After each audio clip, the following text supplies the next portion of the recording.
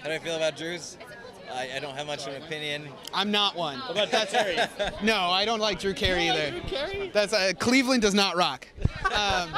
But You have a Cleveland beef. I have a Cleveland beef, not a Drew Carey beef.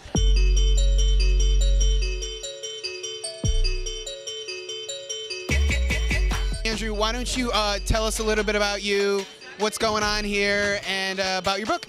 Yeah, so I have 2 books. I have a graphic novel from Dark Horse Comics called Apocalyptic Girl. It's like a post-apocalyptic sci-fi thing.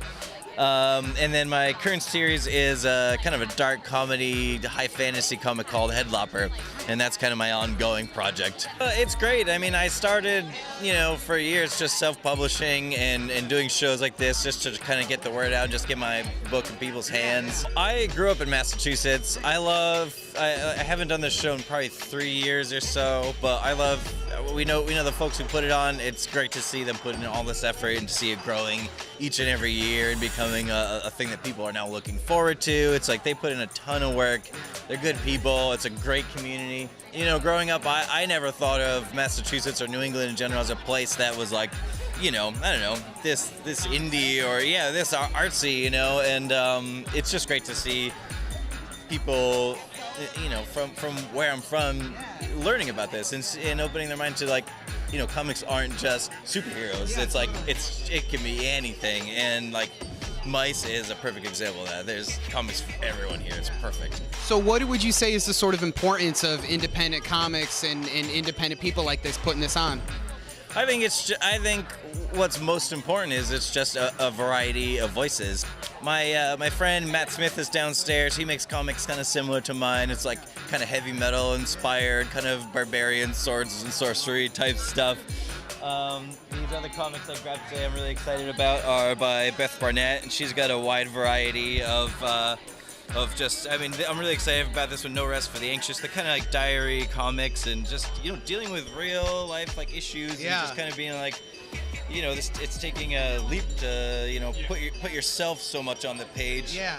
And, I think it's... That's awesome. It's probably great for people also to be like, this is me, and like, and they, and then feel accepted or whatever. I also grabbed this one, which is the Boston Comics Roundtable put together this past year, which is it's an anthology by all, a positive-based anthology that's all created by queer creators that are all kind of Boston, New England-based. We were talking to them earlier, they sold out like right away. It's great. Yeah, you got hot off the press. What's a piece of advice you give to someone starting out? Well, I think a lot of people, whether they realize it or not, sometimes they feel like they need permission or something. They think that there's some threshold they have to cross before they get started, They're like, oh, I have these ideas, but I'm just not ready yet. And I think that's more of like I think it's an illusion that a lot of, artists in particular, and I'm sure writers as well, we can be really in our head, we can be really neurotic, we can be really hard on ourselves. When I was working on Apocalyptic Girl, and I was thinking about how when I got started, I was really intimidated because I hadn't drawn a lot of like just foliage, like forests and bushes and things. And so I went to show them. I'm like, look, I had to learn to draw leaves through this book. And I was like, look at the beginning, look at these leaves, they're terrible. And then I got to the end, I'm like, these ones are much better. And then I just couldn't see it anymore. It's like your progress. Yeah, it was clear that it was actually in my head, and I was just drawing leaves fun. Yeah. And so sometimes we feel like there's some line we have to cross just to jump in 2 feet. But that's just not true. Like, you'll probably never feel ready if you're waiting for that moment. So I just recommend people make the thing, even if you don't have to. It doesn't have to be the most professional thing ever. It's really charming too to just like go to Kinko's or Staples or whatever and get something printed on the cheap and just fold it yourself and staple it together. So I just recommend to folks, start going to any convention you can and bring whatever you can. Like, there's people who want to hear from you, and I just recommend just like don't wait for something. Just get started. Make your thing, Yeah. Exactly, and you can just hand things out here without anybody knowing, just slant it out. Well, that's awesome. Andrew, thank you so much, man. It's really a pleasure to interview you.